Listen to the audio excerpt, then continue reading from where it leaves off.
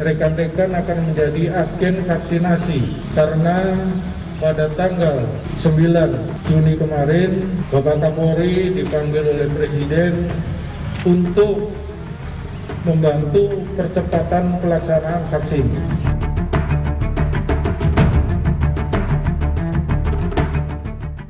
Karena Polda Gorontalo mendapatkan jatah vaksin Sinovac sebanyak 13.023 dosis.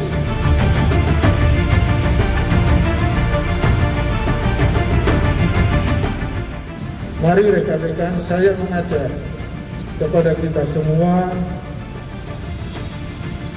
dengan niat yang tulus, dengan niat yang baik, dengan niat untuk beribadah, mari kita bawa tiap hari 2 orang.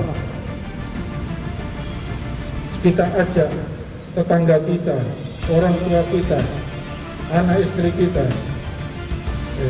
yang sudah punya menantu kita, untuk melaksanakan vaksin.